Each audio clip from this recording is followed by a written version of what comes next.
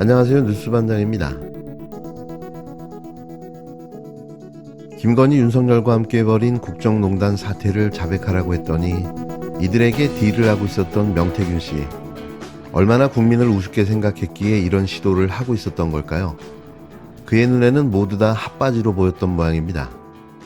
명태균 씨가 윤석열 대통령과 김건희 씨에게 협상을 하자고 제안하려 했던 사실이 드러났습니다. 일명 내부 거래인데요.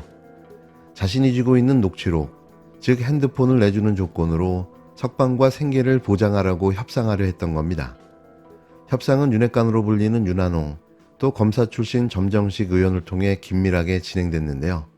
오죽급하면 이럴까 하다가도 자신의 안전을 위해 또 다른 증거를 만들어내기 위한 자작극이 아니었나 생각되는데요. 하지만 이제는 더 이상 명 씨를 신뢰할 사람은 없는 거죠. 공천거래 의혹으로 구속된 명태균 씨는 예전에 쓰던 휴대전화 세대를 모두 버렸다고 주장해 왔는데요. 구속 직전 자신의 변호사들에게 휴대전화를 가지고 대통령실과 협상해달라는 취지로 말한 것으로 전해졌습니다. 구속하지 않고 먹고 살게 해주면 휴대전화를 내놓겠다는 건데 어딘가에 숨겨뒀을 가능성이 커 보이는 거죠. 명태균 씨가 검찰 조사를 받은 지난 8일, 명 씨가 조사를 받다 쉴 때 변호사들에게 자신의 휴대전화를 가지고 대통령실과 협상해달라는 취지로 말한 것으로 전해졌는데요. 자신을 구속하지 말고 먹고 사는 문제, 이 두 가지를 해결해주면 휴대폰을 내놓겠다는 겁니다. 명태균 씨가 구속 직전에 주변 인물들에게 자신을 회유하려 했던 윤핵관이 있다. 그러면서 윤한홍 의원이 아닌 또 다른 의원을 하나 더 지목했다는 소식이 전해졌습니다.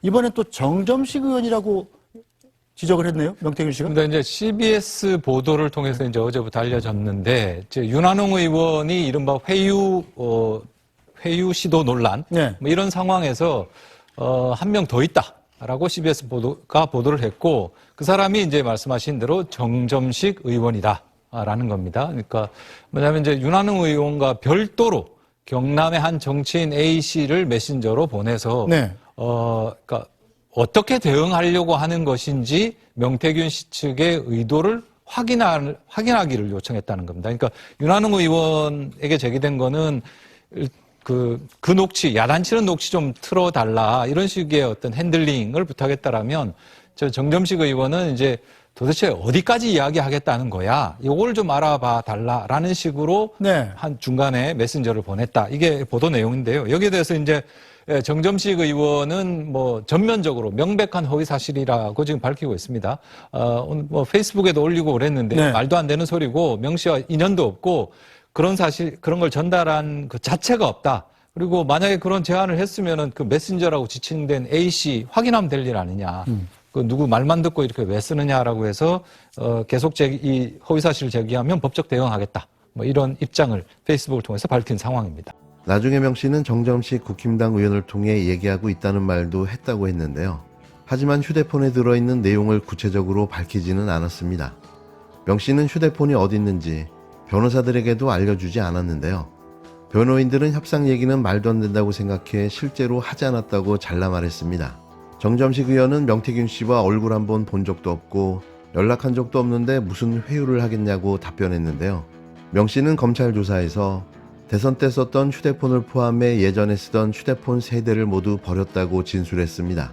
하지만 명 씨가 휴대폰으로 협상해달라고 변호인들에게 얘기한 사실이 확인되면서 휴대폰을 어딘가 숨겨뒀을 가능성도 커지고 있는데요. 검찰은 조사 때마다 명 씨를 상대로 캐묻고 있지만 아직 휴대폰 행방을 찾지 못하고 있습니다. 분명 믿을 만한 사람에게 맡겨뒀겠죠. 그게 그의 마지막 히든 카드인데요. 그것도 없었다면 진작에 기소수감돼 재판을 받기 시작했을지도 모릅니다. 마지막까지 계속해 딜을 하고 있었던 겁니다.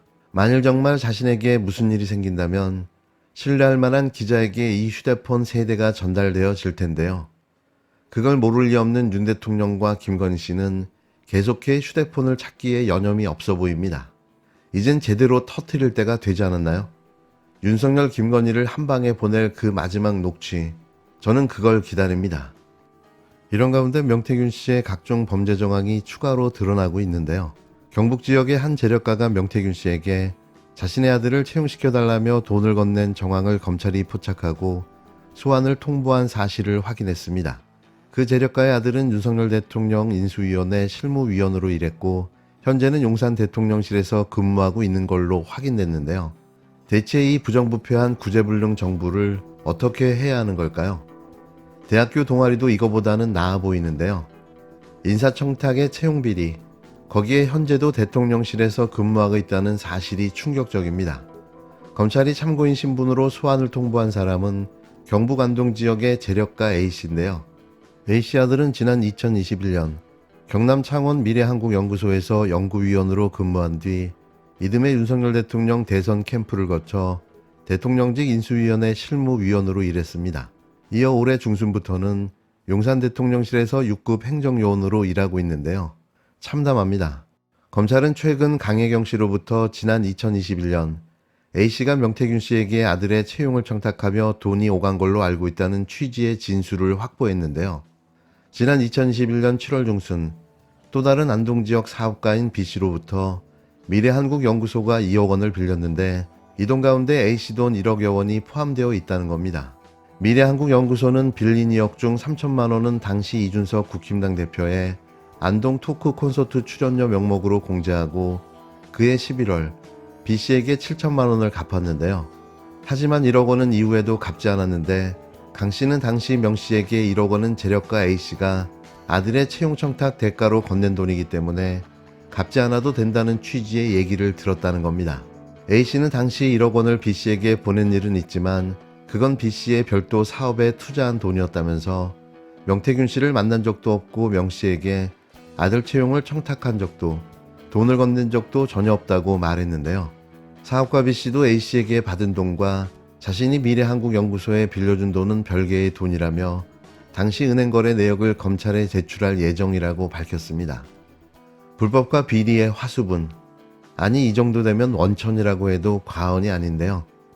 부패한 권력이 할 수 있는 모든 나쁜 짓을 다 하지 않았나 싶습니다. 이런데도 자리를 지키고 앉아있는 윤건희 부부, 태어나서 이토록 뻔뻔한 인간들은 살다 진짜 처음 봅니다. 김건희 윤석열 대통령 부부의 폭정은 대한민국의 불행입니다. 우리 모두의 불행입니다. 윤석열 정권 2년 만에 국가의 시스템이 완전히 고장났습니다. 민주주의, 민생경제, 외교, 안보 어느 것 하나 성한 데가 없습니다. 나라가 갈 길을 잃고 국민의 삶이 끝없이 추락하고 있습니다. 이게 나라냐? 단식만 할 수 없어서 위기에 빠진 대한민국을 구하고 나라를 바로 세우기 위해서 거리로 나왔습니다. 대한민국의 진짜 주인은 김건희 윤석열 부부가 아니라 바로 우리 국민입니다.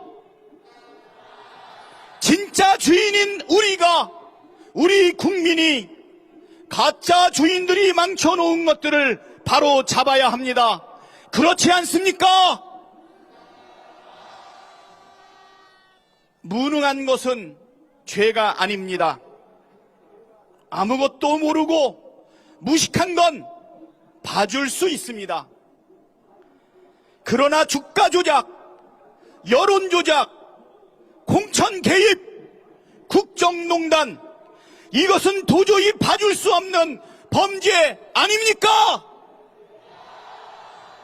누구든지 잘못했으면 처벌받아야 합니다.